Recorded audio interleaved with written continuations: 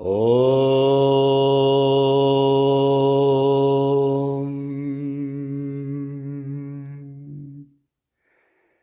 Brahmanandam Paramasukadam Kevalam Jnanamurtim Dvandvatitam Ganganasadrisham Tattvamasyadilaksham Ekam Nityam Vimalamachalam Sarvadi Sakshibhutam Bhavatitam Trigunarahitam Sadgurum Tam Namami. Hello, welcome. Pay very close attention to these teachings. They are from a work of Adi Shankaracharya, Viveka Chudamani, and it is Advaita Vedanta.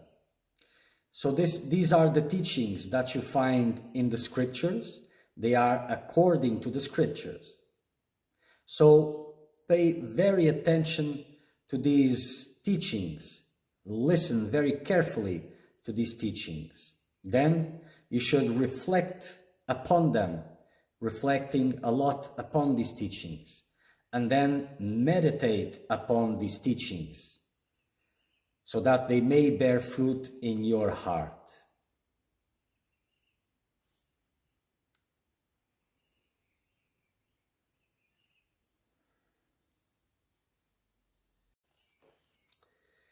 So continuing, verse 400. Where there is neither the seer, the seeing, nor the seeing, but the one without the second, changeless, formless, where is there separation in that? So when the seer, the seen, or the seeing disappears, the world disappears. Because there's not the individual there. There's not the objects which the individual is observing, and the act of seeing is not there also. So, no world.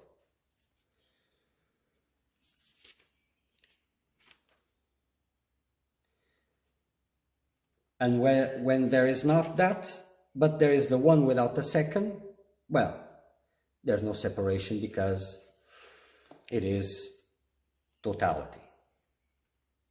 As in the flood, there is nothing to be seen but a vast sheet of water. So, in the one changeless, formless Atman, where is this separation? As this vast sheet of water, everything is alike. So is the Atman. As in light, all darkness subsides. So when the cause of all errors disappears, ignorance, where then is there diversity in that? One without a second, the Supreme Self, which alone is real. So whence ignorance disappears, only the one without the second remains. No separation there. No separation, no diversity, none of that. Just pure self. In the one Brahman, the Supreme Self, how can there be any world of diversity? Even as in Susupti, deep sleep, where no diversity is experienced.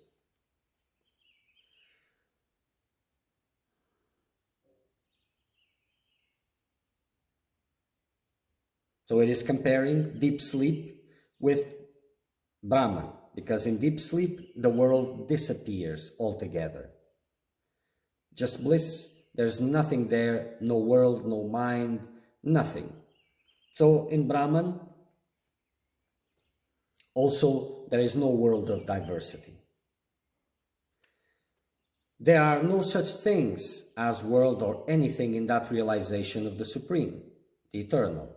There cannot be seen a snake in the rope or water in the mirage, either in the present, past, or future.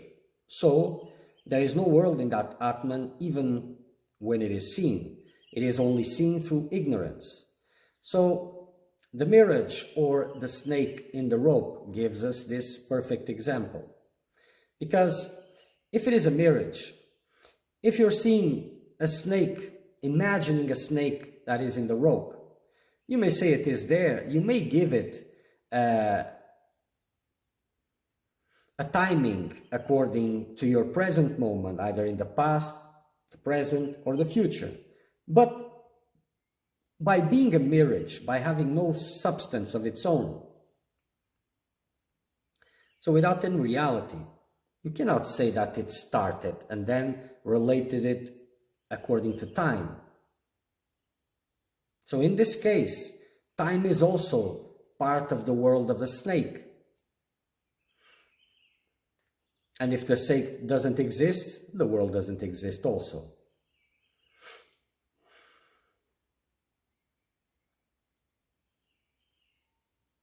So when the snake disappears, only the rope is seen. So when the world disappears, only Brahman is seen. There's no world in Brahman.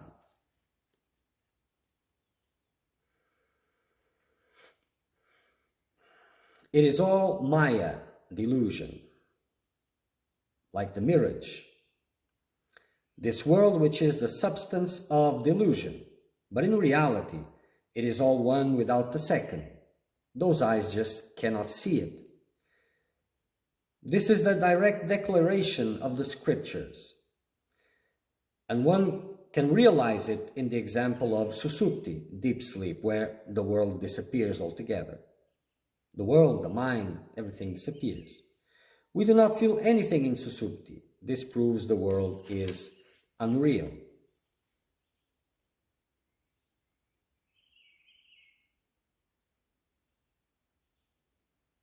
So,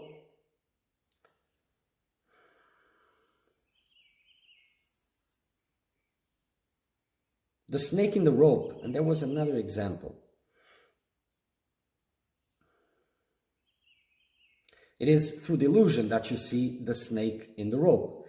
It's not there. And so, these eyes, it's like trying to find the light when the dark clouds are in the sky and everything is pitch dark here. Your eyes, no matter how they try, they will not see it, they will not find it. Because that instrument is not equipped for that.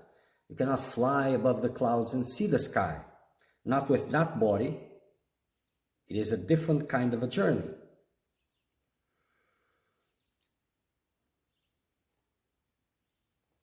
And this is what the scriptures say. And the scriptures are truthful. And they are a means by which seekers could have a feedback, more or less, of the accuracy of the words of the masters, if he is an awakened master or not. But even that is complicated. But here gives an example. So when you call the awakened state that you're in the awakened state, you have a world, you have a body, you have experiences. Dream state also, but dreamless state, everything disappears. No universe there. No mind, no something which is aware of itself at that moment. But you know you existed through all that time. You didn't disappear. The body did, but identity remained. But the world disappears. And what appears and disappears is not real.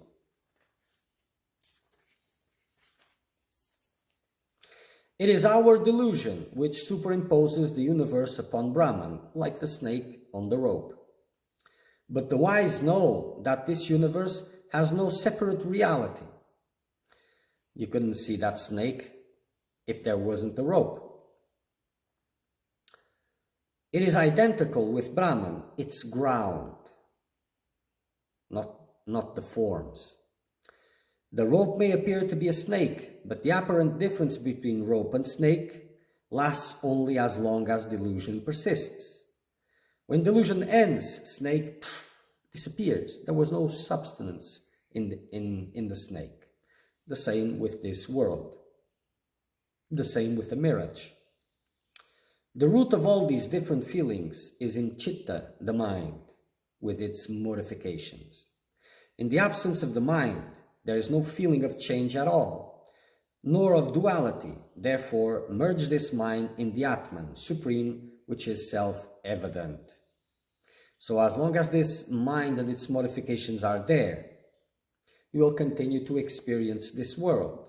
Once you merge it with Brahman, the world that you will experience will be Brahma itself, Brahman.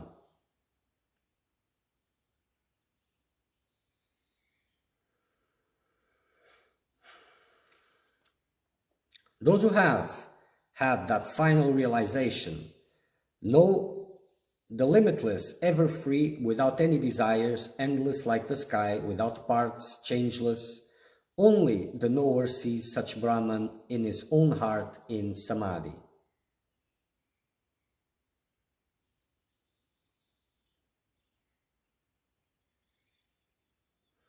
So those who have had realization know the consciousness of all blissfulness.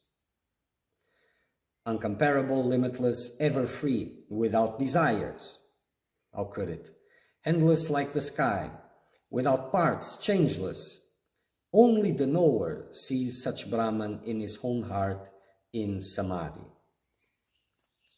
Only the knower, the one who has established himself in Brahman. Bereft of all changes that are caused through nature, beyond all comprehension, uniform but unique, free from all mental bondages too, undeclared in the scriptures, only the knower sees such Brahman in his own heart.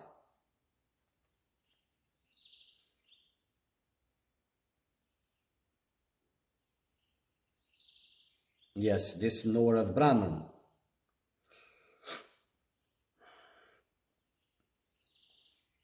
is the one who has achieved this highest state, free from mental bondages. He has established himself in that highest reality. Only the knower of Brahman sees his own heart.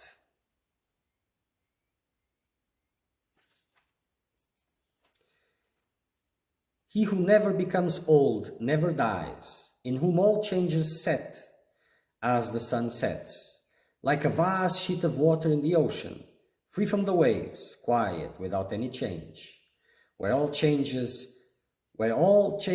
from the qualities, the gunas, subside. Only the knower knows such Brahman in his own heart. So these are all the nature of Brahman. It is the vast, infinite background of everything that appears, the infinite rope where the snake is projected. Now, with the heart bent upon Samadhi, see your own self, which is the source of all wealth, possessions or power. Cut the bondage where there is even a smell of birth, and in that way, carefully, make your birth as a human being fruitful.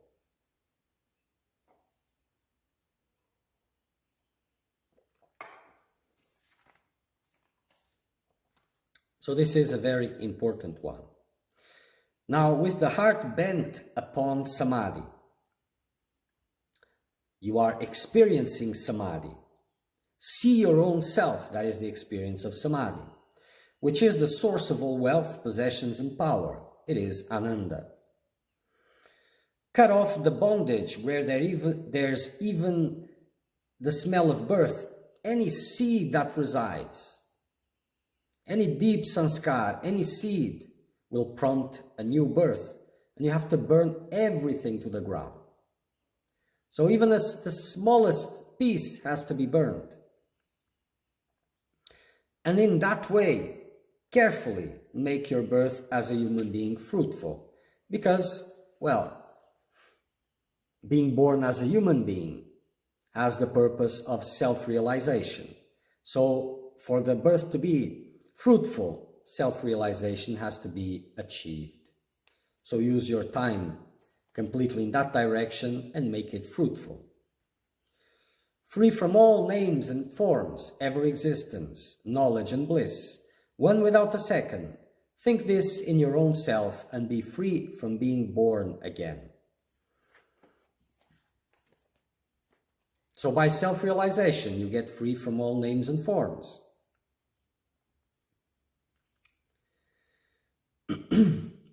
So instead of looking at names and forms, see yourself always as that formless Brahman. And in that way,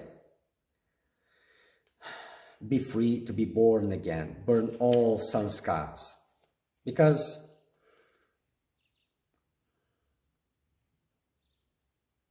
the longer you stay in samadhi, the more seeds will be burned, the more the sheets will be born, the sheets, the upadis and its contents. So ignoring the scene. Like the shadow of a man, which is the result of past actions, give it up as a corpse and take no notice of it again, O thou the great. So ignoring that which is seen. So like the shadow of a man is this body. It has no substance. It's like a shadow, which is the result of past actions.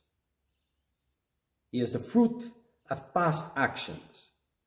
Give it up as a corpse. Well, when life is not there, it's just a corpse. Life, follow the life to the source, which is Brahman. Give it up. Take no care with it. And take no notice of it again. Whatever disturbs that tuning with Brahman has to be put aside. Realize the Atman, pure blissfulness. Such is the nature of Brahman. Give up this insatiate name and form from a distance and never again think of that, as you do not think of food that has been vomited. So again, ignoring the scene, this body, this form, this name that was given. Ignore it and stay away from it. Keep a distance from it. It cannot be done by talking. You must burn this root and all in the fire of the Atman, and then rest in that Atman, becoming thus ever pure knowledge and bliss, the best of the knowers of Brahman. So just by talking about Brahman, it cannot be done. You must burn root and all in the fire of the Atman. What is the fire of the Atman? The fire of the Atman is the Atman itself. As in Samadhi, when you get merged in Atman, by being there, the more you stay there, the more it burns all the sheets, the upadis, and the seeds.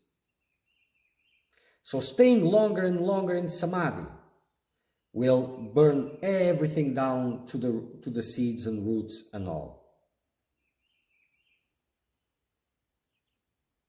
And then rest in that Atman.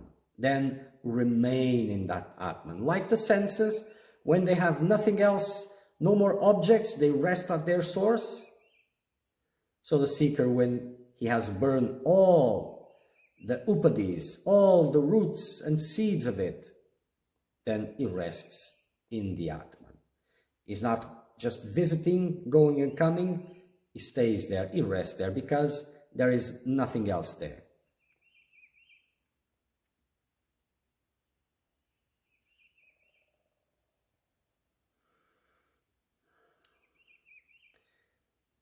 Then rest in the Atman, becoming thus ever pure knowledge and bliss, the best of the knowers of Brahman. The best of the knowers, the best. Which one is the best of the knowers of Brahman? The one who is established in Brahman. There are other knowers, others that have heard about it, that have probably had one experience or two, but the best one is the one who is one with Brahman. this body is bound by the actions done in the past. If it remains or goes, take no notice. One who knows the truth will not look back at this body, as one will not see the blood of a cow. Hindus don't look at the blood of cows. All his mind rests in the ever blissful Brahman. So this body is bound by the actions. So actions of the past created this body, and this body is there because of these past actions. So the new actions that come are bound by these last actions. So they don't belong to you. Take no notice of them.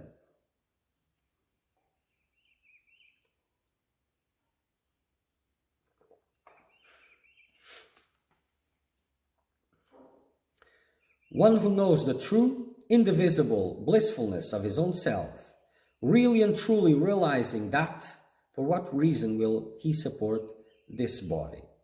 Well, after knowing this true, indivisible blissfulness of his own self, body is insignificant, not even his. It's like being worried about where will you storage or how will you protect that water of the mirage, or how will you take care of that snake which you're seeing in the rope. Doesn't exist. So where is the worry? This is the result of that knowledge. Fruits of self-knowledge. Now it's the fruits of self-knowledge. This is the result of that knowledge. One becomes free even in this body, externally and internally, always enjoying the ever blissful in the Atman, because after self-realization, there's only the Atman. Eyes closed, eyes open, it's Atman everywhere. It is bliss everywhere.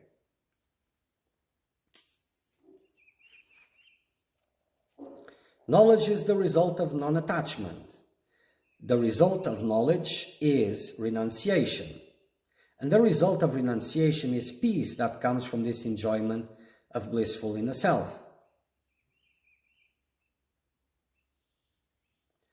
So, non-attachment, not attaching yourself to sense objects, allows you to have more knowledge, more discrimination. And more discrimination, the result of knowledge is renunciation, because the more discrimination you have, then the more you can use, the more you can renunciate. Discrimination between what's real and what's not real. And the result of renunciation is peace that comes from the enjoyment of blissfulness in the self. So the result of renunciation is self-realization. If you do not take the succeeding steps, you may be sure the preceding steps are futile. The result of freedom is to feel the blissfulness without cause. So if you take the first steps, as in first non-attachment, but you don't use that to increase your discrimination, and then with that discrimination, what's real and what's not real, you don't renunciate that which is not real. So these steps were futile. And yes, you may have an experience, a blissful experience in your meditations, or even the circumstances that surround that body may improve. They tend to improve. But that's not the purpose. The purpose is that blissfulness without cause, and that is Brahman. All other happinesses, they have a cause. They are not the end. They are just misery disguised as happiness.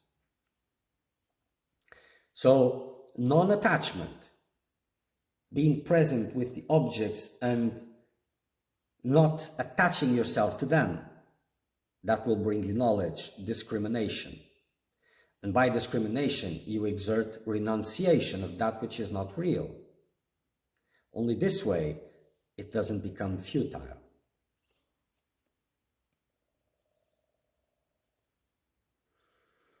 This is the direct effect of knowledge, not to get disturbed even when in difficulty. The different kinds of things that one does in ignorance that are awkward and ugly, when one is illuminated, how can he do them? So one of the effects of knowledge is not to get disturbed even when in difficulty. But this difficulty is probably recognized by others, not by himself. There may be discomforts at the level of the upadis, but the knower knows who he is and what isn't.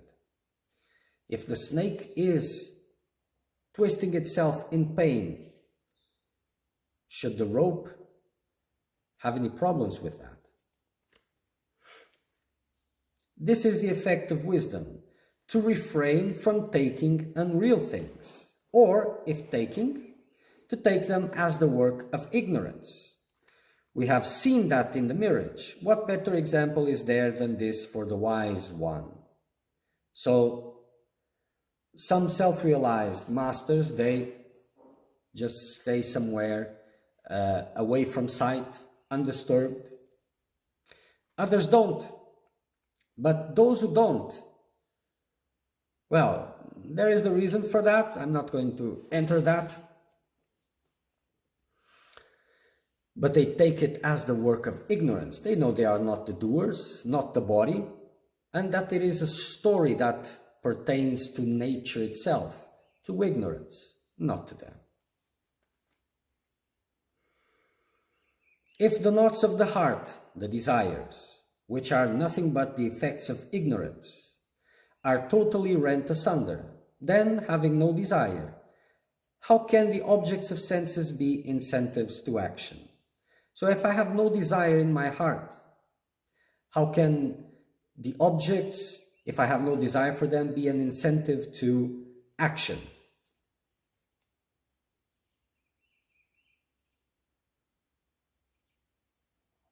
But in terms of action, it may not have a difference, because what makes a difference in the enlightened one and the unenlightened is that one is taking the actions as its own and using them to satisfy its own desires. But actions pertain to nature. They don't pertain to the body or the individual. It's all very automatic, mechanical in nature. But, okay, so having no desire, how can the objects of the senses be incentives to action? He has no more cravings, no more desires, so the objects may be standing in front, but how can they make them act if he has no more desire?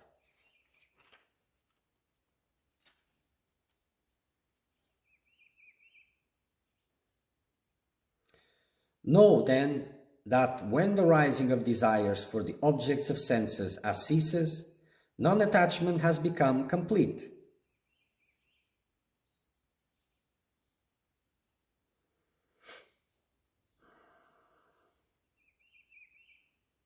The culmination of knowledge is the end of the rise of the sense of I, the ego, and the culmination of renunciation is when the desires that have already subsided will not rise again. How could they rise again?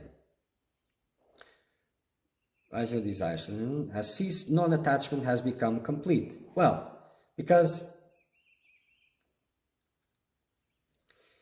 if there's no more desires, it means that something has been understood at a deeper level. At a deeper level.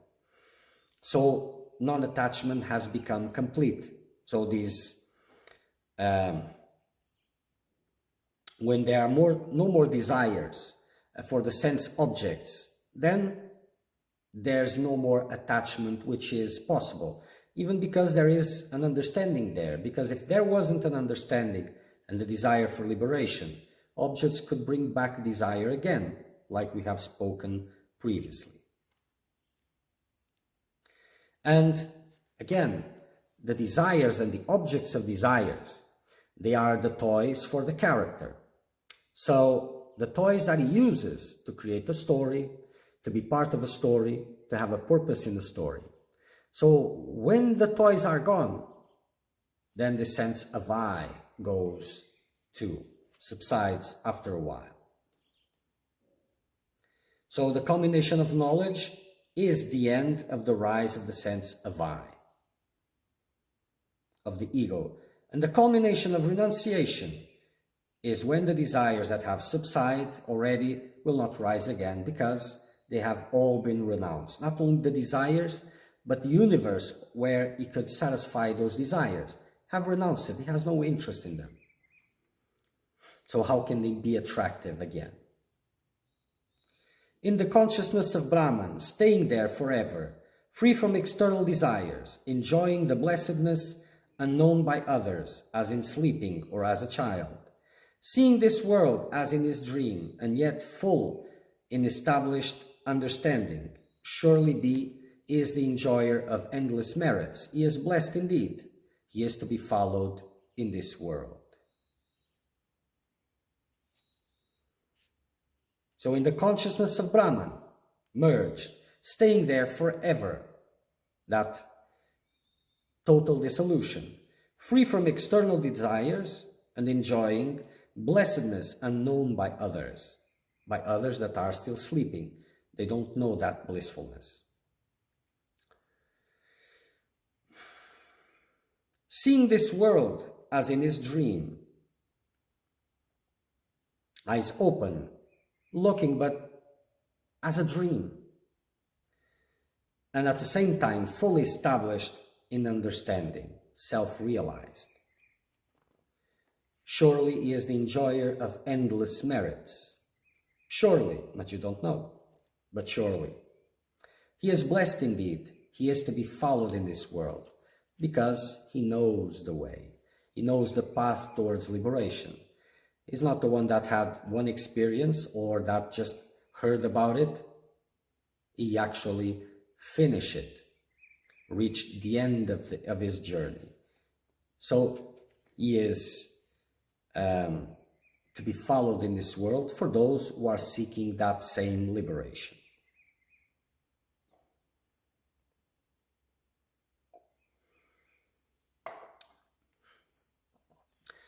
Only he whose understanding is established enjoys, because he is always merged in Brahman, which is changeless and actionless.